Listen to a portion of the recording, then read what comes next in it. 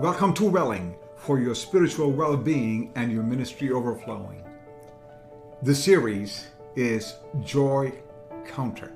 Joy Counter, not a happiness counter. The search for happiness may well be the ultimate purpose of life, the whole aim and end of human existence, said Aristotle, the fountainhead of Western philosophy.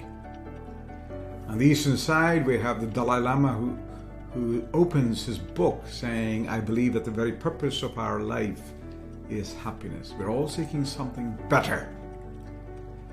Actually, to make happiness count, you need something deeper, greater, and beyond. Primarily because we don't know what happiness is. The more you focus on pursuing it, the less you have it. And the harder it is to find it. The whole human story of happiness says that. You want to pursue it, whatever it is, and when you find it, you're not sure. Happiness is a good bank account, a good cook, and good digestion, says Jean-Jacques Rousseau in a humorous statement. Here are some ways in which people pursue happiness. We find happiness in the pursuit of things. The most common way is getting something or giving something, or you buy something at a good deal. What about the pursuit of experiences? Whether it's vacation or events, listening to great music, doing drugs or alcohol, or they all claim to have a certain degree of happiness attached to those experiences. The pursuit of relationships. It's a rather common way. Psychologists tell us that's the deepest way in which the need for happiness can be met. There's also the pursuit of accomplishments. That's an easy list to make. You earn a degree, close a business deal, you win a race, you finish a project on the budget and on time or even before. That gives you some happiness. The pursuit of behavior, meeting your expectations, others' expectations, that makes you happy, makes others happy. Pursuit of ideas, especially in intellectually stimulating environments. University, the laboratory, the library. We should also include the pursuit of goals and ideals, the desire to do something good and beautiful and significant to bring happiness to others, often in serving others, serving those in need, making their lives better. Wherever in the human race, even if people don't subscribe to life and liberty, they do want to pursue happiness, or at least have the right to pursue happiness. In the literature, happiness extends across a continuum from temperament, genetic factors which provide a certain set point, to freedoms that people experience, freedom of choice or freedom of speech and so on. What researchers would like to do is to see if happiness could be measured in a burgeoning academic field called affective neuroscience in positron emission technology. They hook up the brain to find out blood flows in relationship between the inescapably subjective to objective counterparts. So, happiness and unhappiness all over the world. It's a universal feeling. It's a personal feeling.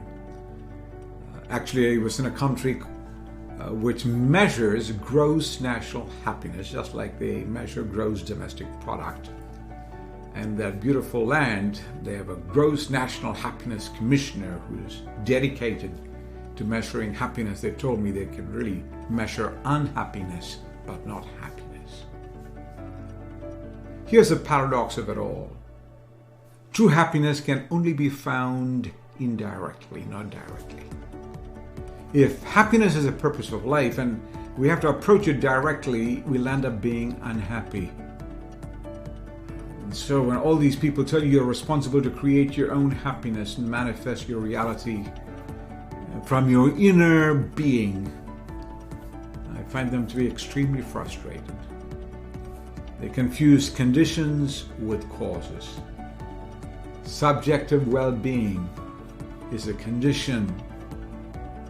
Causes are entirely different.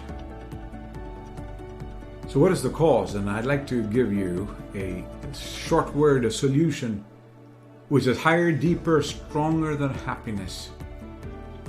It's only got 3 letters. It invades your spirit and consumes you when you have it. It's the word joy. Joy is an extension, it's an expansion of happiness. It's an enhancement of happiness. It's a different order than happiness. Its structural analysis is different. It's possible to discriminate between happiness and joy. It's not just an emotional well-feeling. It is a volitional well-being. Joy is beyond happiness. Did you know that happiness can be faked? You can fake yourself, you can fake others. Joy cannot be faked. Joy actually sends signals so that people around you notice something about you that you don't even know that you exhibit. Happiness is hollow, shallow, thin. Joy is deep, weighty. Happiness is defined by circumstance. Joy can be found in any circumstance. Do you know happiness can be found in wrongdoing? But joy cannot be found in wrongdoing because it opposes your conscience. I've been to countries where hyperinflation cheapens the value of the currency. One of the countries I went to in Africa, the inflation was 231 million%. And yet even there I found some people with true joy. That's not my point. But when they go to market, they ever think of millions, billions, quadrillions. That's a problem for accounting and statistics and computers and ledgers. So what the government does is take off 10 zeros or 5 zeros to make life more practical. But what they cannot do is cut off the 1 in the front of the zeros. If they took off the 1, it'll be valueless. That's when the worthless becomes valueless. It's that number in the front which gives value. Many of you have quantities of zeros in the thousands, millions, billions because of your religious traditions, philosophical convictions, and personal persuasions. Become unmanageable.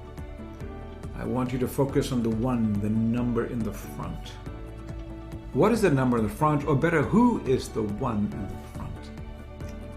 In the text that we're going to be looking at, in James chapter 1, he begins with James, a servant of God and of the Lord Jesus Christ. He could have said, I'm a brother of Jesus.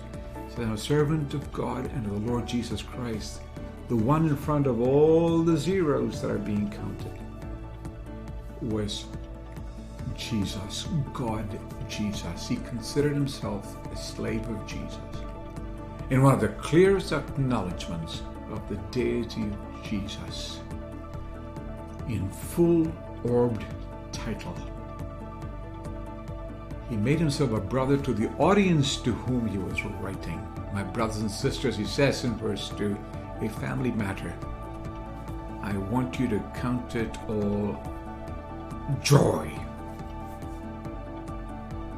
Joy counter.